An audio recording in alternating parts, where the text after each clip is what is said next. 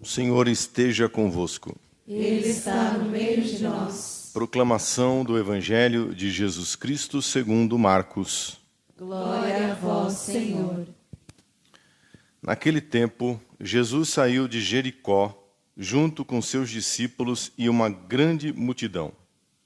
O filho de Timeu, Bartimeu, cego e mendigo, estava sentado à beira do caminho. Quando ouviu dizer que Jesus, o Nazareno, estava passando, começou a gritar: Jesus, filho de Davi, tem piedade de mim. Muitos o repreendiam para que se calasse, mas ele gritava mais ainda: Filho de Davi, tem piedade de mim. Então Jesus parou e disse: Chamai-o. Eles o chamaram e disseram: Coragem, levanta-te, Jesus te chama. O cego jogou o manto, deu um pulo e foi até Jesus. Então Jesus lhe perguntou: O que queres que eu te faça? O cego respondeu: Mestre, que eu veja. Jesus disse: Vai, a tua fé te curou.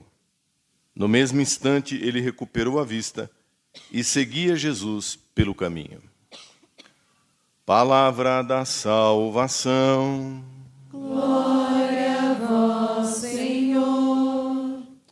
Louvado seja nosso Senhor Jesus Cristo. Para sempre seja louvado. Meus irmãos e minhas irmãs, Jesus termina esta longa sessão de pregações, de discursos no Evangelho de Marcos. O último discurso foi dirigido particularmente para os apóstolos, tirando do coração deles qualquer tipo de pretensão humana, de poder, de glória, dos primeiros lugares, conforme os dois irmãos, filhos de Zebedeu, tinham pedido. E mostrou que o caminho do Evangelho é o caminho do serviço. Foi para isso que o Salvador veio, para dar a vida. E só pode ser seu seguidor quem gasta a sua vida no serviço ao outro, no serviço ao próximo. Amor a Deus e amor ao próximo. Veja que a profecia que nós ouvimos na primeira leitura de Jeremias diz exatamente isso, que no tempo em que o Messias viesse, haveria um novo êxodo, haveria uma grande libertação. Veja, um primeiro êxodo, e depois o povo de Israel viveu outro êxodo, outros êxodos. Basta pensar que eles ficaram cativos da Síria, da Babilônia. Então foram retornos para a Terra Santa. O profeta Jeremias diz que haverá um último e grande retorno. Uma última e grande libertação, que será promovida, feita pelo Messias. As pessoas virão, os cegos, os aleijados, os famintos, os doentes, os marginalizados virão de todos os cantos da terra, não só de Israel, de todos os cantos da terra, e irão trilhar um caminho de libertação. O cego não será mais cego, o surdo voltará a ouvir, o aleijado se levantará e andará nas próprias pernas, e todos caminharão na mesma direção. Não mais para uma terra prometida aqui, apenas nesse mundo, mas a terra prometida por Deus, a salvação eterna, o céu, a Jerusalém do alto. É nesse contexto que se insere agora esse milagre de Jesus. Principalmente pelo nome pelo qual Jesus será chamado pelo cego Bartimeu. Jesus, filho de Davi, tem piedade de mim. Filho de Davi, o Messias, aquele que Jeremias havia profetizado, que viria para realizar a grande e absoluta libertação. Um sacerdote segundo a ordem de Melquisedeque, não segundo a ordem do templo de Jerusalém. Um sacerdócio do alto. Sacerdócio de Deus entre o povo, entre nós. Ele, feito da nossa carne, pode ter compaixão, porque sabe o que é fraqueza. Porque ele, na carne, experimentou as nossas dores e as nossas fraquezas. Um sacerdote que é capaz de se compadecer do grito, do clamor daquele que sofre. Porque ele mesmo se viu afligido, aflito.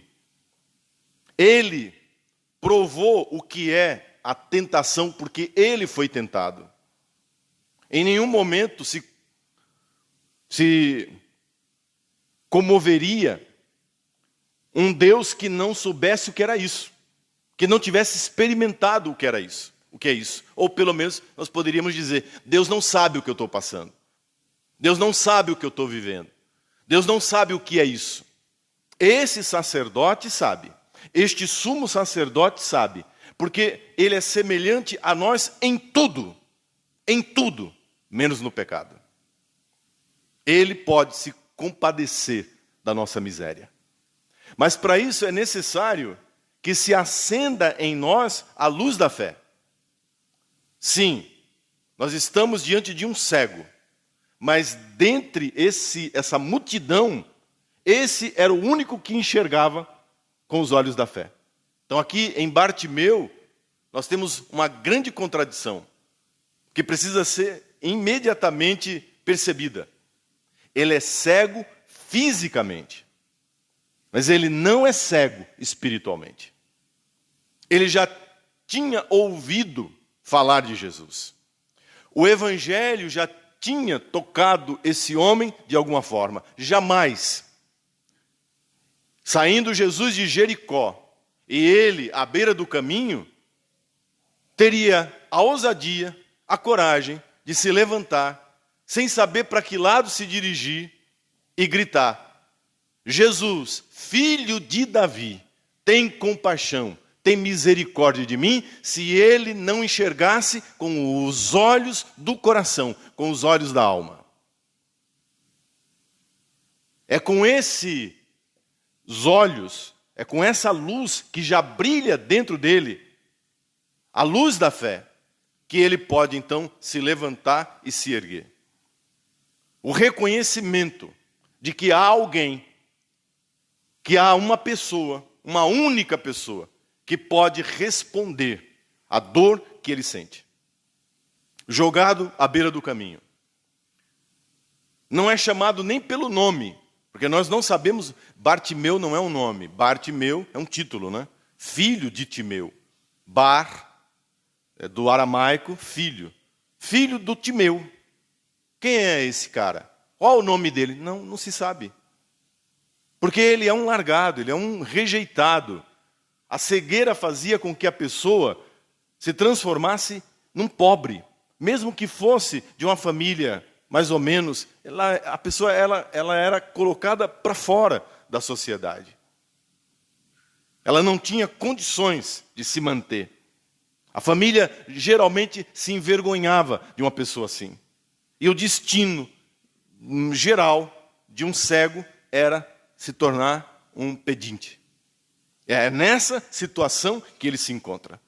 Jamais, portanto, ele teria a ousadia. E vocês ouviram? Quando ele começa a gritar, quando ele começa a clamar, quando ele começa a rezar, porque isso é uma oração. Jesus, filho de Davi, tem misericórdia de mim. As pessoas mandam ele calar a boca. Que ele volte para o lugar dele. Que ele se coloque no lugar dele. Calado, pedindo, envergonhado, castigado. Algum mal, lembra? do cego de nascença, algum mal fez para merecer essa desgraça, para merecer esse destino. Então se conforme. O que se diz por aí é o karma da pessoa. Que karma? Todo karma, todo destino, toda desgraça é destruída diante de Jesus de Nazaré. Não há karma que resista ao poder de Jesus de Nazaré.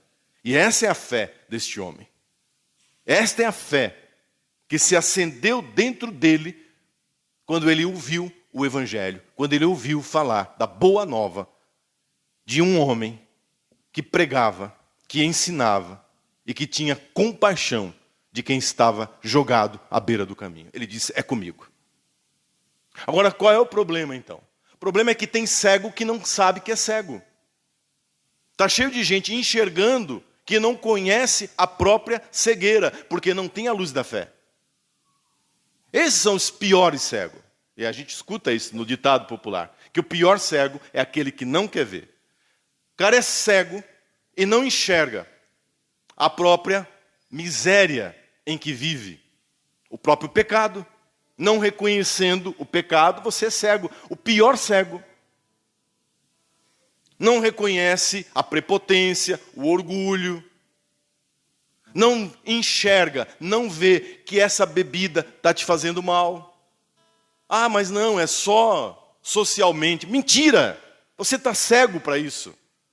Você já se transformou em um alcoólatra, você já está indo para o alcoolismo. Mas você é cego. E não quer ver.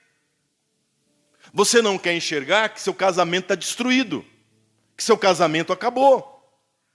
E que você só vai poder salvar o seu casamento se acende dentro de você a luz da fé para você enxergar o que está acontecendo. Antes que seja tarde demais.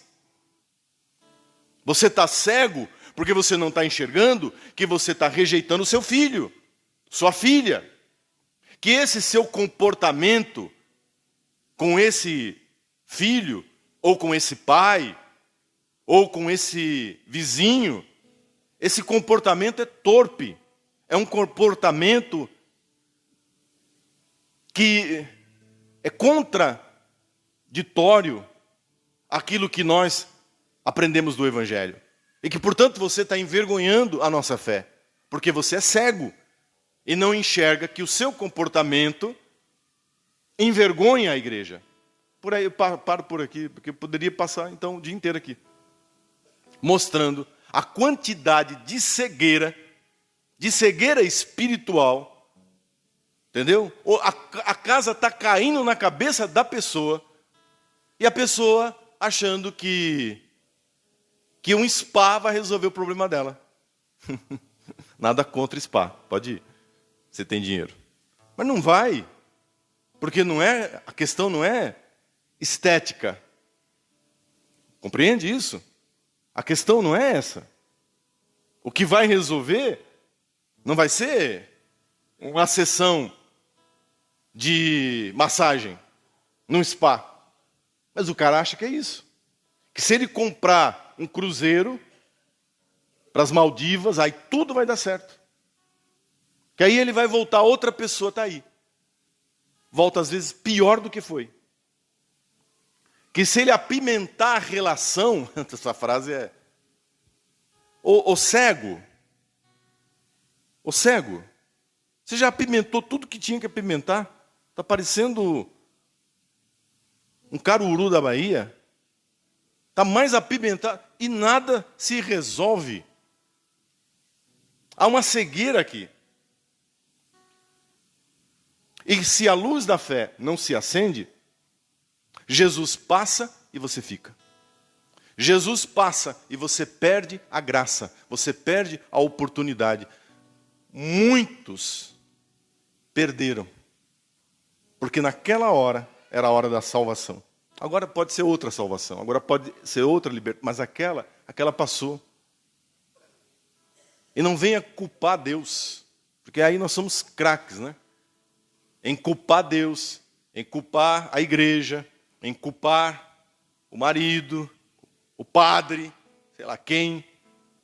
Quando na realidade Jesus está passando a oportunidade oportunidade está passando diante de nós. E precisamos, agora, de pé, clamar, pedir, exercitar, tomar uma atitude. Compreende isso? Foi o que o cego fez. Cala a boca, fica quieto. Até que Jesus ouve o clamor. Porque Deus ouve o clamor. E Jesus disse, chamai-o. Essa palavra chamai-o, chamar, chamados, é o nome da igreja. A origem da palavra é que é eclesia, reunião. Chamai-o.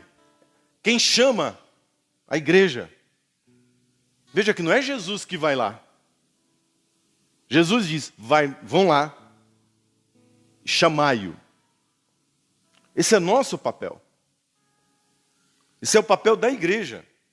Diante de tantas pessoas que precisam voltar a enxergar. Voltar a ver.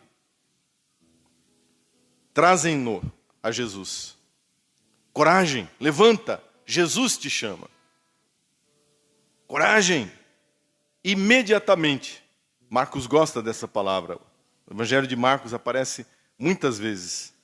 Ele se levanta, joga o manto e vai até Jesus. O manto é o manto do pedinte. Não é um manto, a palavra original não é simplesmente um manto para se... É aquele manto preto que o cego põe na frente para que a pessoa jogue a moeda. O manto é o instrumento de mendicância, de trabalho dele. Quando ele pula, ele já se crê curado. Porque ele não vai precisar mais daquela porcaria daquele manto, que o mantinha preso ali. Isso é fé. Nós vamos assim com o nosso Senhor, né? Não, mas vai que não dá certo, então eu seguro isso aqui. Mas vai que não dá certo, então eu seguro isso aqui. As nossas seguranças, nós vamos nos prendendo às nossas seguranças, ao nosso passado, aos nossos traumas. Tem gente presa à mendicância, presa à beira do caminho, porque não tem coragem de dar esse salto da fé. A fé é esse salto. A fé é essa disposição de dizer, eu não preciso mais disso. Eu não vou usar mais isso. Isso não faz parte mais da minha vida. E aí, cada um que se avalie, que tome consciência de que manto é esse, que precisa ser jogado fora como expressão de fé. Deus quer ver essa expressão de fé. Muitas vezes você quer a cura, mas não quer largar o manto. Você quer a libertação, mas não quer deixar o que te dá segurança. Compreende? Sempre preso a essas porcarias, a essas mediocridades, que te fazem uma pessoa pequena, que te fazem uma pessoa menor, que te fazem mendicante. Quer a cura, quer a libertação, mas segurando o manto. Vai que não, né? Vai que não dá certo. Vai que, né? Vai que eu não consigo chegar. Vai que o quê? Ou é fé, ou é um salto. Como dizia Kierkegaard, né? Aquele salto no abismo infinito da bondade, da misericórdia de Deus. Eu não sei o que Jesus vai fazer. Eu sei o que eu estou pedindo para Ele. Mas o que Ele fizer está de bem feito. Está bem feito. Por isso eu sei que disso aqui eu não preciso mais. E aí então, é preciso que Ele expresse. É preciso que a fé diga. Que a fé se exprima. Jesus pergunta para ele, o que você quer que eu te faça? Não é uma pergunta óbvia. Não é uma pergunta óbvia. Porque agora você está diante de Deus e é verdadeiro? Você está apontando para aquilo que de verdade é? O que de fato você quer de Deus? Porque aqui, veja, não trata-se apenas da cegueira física, como acabamos de perceber. É muito mais do que isso. Esse homem está se levantando. Esse homem está se reerguendo. É uma reconstituição da pessoa em Cristo. Então é preciso que eu queira. É preciso que eu diga. É preciso que eu participe. É preciso que eu exprima. Deus não precisa, Deus sabe. É óbvio, o cara está cego ali, óbvio que Deus sabe. Mas você sabe? Você tem consciência disso? Porque eu conheço aqui na paróquia muitos cegos que pedem para Deus tudo, menos a libertação da cegueira. Daquilo que de verdade está causando mal para a pessoa. Então, eu diante de Deus, sei quais são as minhas cegueiras? Quais são as minhas escuridões? Aquele conceito, não é, de repressão, conceito do Freud, muita coisa dele é válido, é interessante. Esse conceito de você vai reprimindo, né? Quais são? Vai colocando no inconsciente. E não vem, porque isso é patológico, isso é doentio. A pessoa está doente, a pessoa está adoecida, espiritualmente adoecida, e às vezes essa doença psicológica se manifesta no físico, e a pessoa não se dá conta do que de verdade está adoecendo essa pessoa. Um relacionamento tóxico, muitas vezes, adoece a pessoa. Aí a pessoa acha que o problema é o outro. A gente fica projetando, outro conceito bacana, projeção. Projetando o tempo todo, para não olhar para dentro de si e trazer à tona o que de verdade te adoece. O que de verdade está reprimido como trauma, como coisas mal resolvidas, questões do passado que você preferiu apagar da sua consciência, do seu consciente, mas que estão aí dentro, causando o mal, adoecendo você, intimidando você, colocando você à beira do caminho, e só tem um que pode dizer e expressar: é você. Deus não vai dizer, é você que tem que dizer. Isso aqui, agora, é profundamente, hoje eu estou psicólogo, né? É profundamente lacaniano. É Lacan puro isso aqui. Aquilo que não é expresso, aquilo que não é verbalizado, não é curado.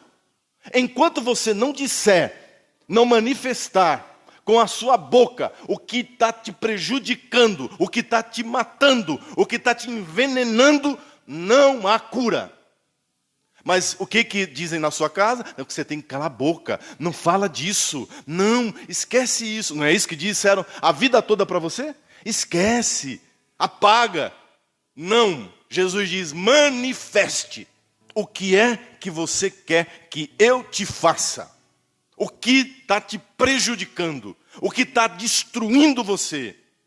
Senhor, ele não diz Senhor, ele diz Mestre. Rabuni, quer dizer meu mestre, meu professor, meu. Veja a intimidade.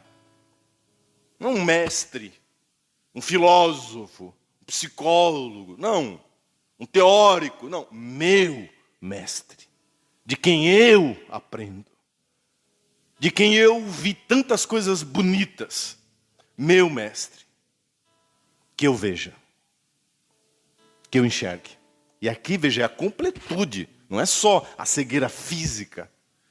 É toda a luz de uma vida nova. Vai, a tua fé te curou. Veja o que curou esse homem. A fé que dentro dele acendeu uma luz, que fez com que ele desse um pulo, largasse para trás as porcarias que o seguravam naquele lugar, fosse com toda a confiança, desaforadamente contra a opinião pública que dizia cala a boca, ele se levanta e ouve a voz da igreja que diz, ele te chama, expressa A fé que expressa a dor, que expressa o problema, que diz o que Deus sabe, mas que você muitas vezes não sabe, não tem coragem de dizer, não tem coragem de expressar. Expresse. E no mesmo instante, a cura física. Esse é um dos milagres mais bonitos. É um dos milagres mais bonitos de Jesus. E um dos mais resumidos. Veja, depois de uma série de pregações, um milagre. Quantos cegos naquela região? Quantos doentes naquela região?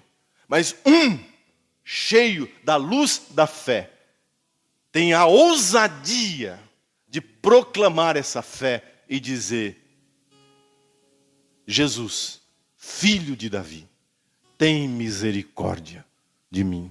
A humildade de dizer: eu preciso do teu amor, eu preciso da tua misericórdia, eu preciso do teu ensinamento, mestre, que eu veja.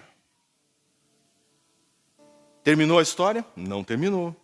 O versículo termina dizendo: no mesmo instante ele recuperou a vista e seguia Jesus pelo caminho. O caminho aqui é o nome da igreja. É o nome com o qual a igreja será chamada, Atos dos Apóstolos. Os da sinagoga perseguiam os que estavam no caminho. O caminho é o nome da igreja. Foi um dos nomes. Os cristãos eram chamados de cristãos no último tempo, nos Atos dos Apóstolos. Primeiro nós éramos chamados de nazarenos, os seguidores do Nazareno, os nazarenos. Nós éramos chamados de os seguidores do Galileu, os seguidores de Jesus, os seguidores do caminho, os seguidores do Evangelho, os cristãos. Ele passa a fazer parte de uma família, da família de Cristo, seguindo Jesus pelo caminho, para nunca mais voltar à cegueira, para nunca mais voltar à escravidão, da escuridão do pecado, para nunca mais estar à beira do caminho, precisando da esmola de ninguém. Deus que o levantou não permitirá que ele volte a estar à beira, mas o coloca no caminho. Conforme a profecia de Jeremias e o salmo da missa de hoje, que diz que aqueles que semeiam entre lágrimas colherão com alegria. Ele semeou em lágrimas e colheu com alegria. Amém.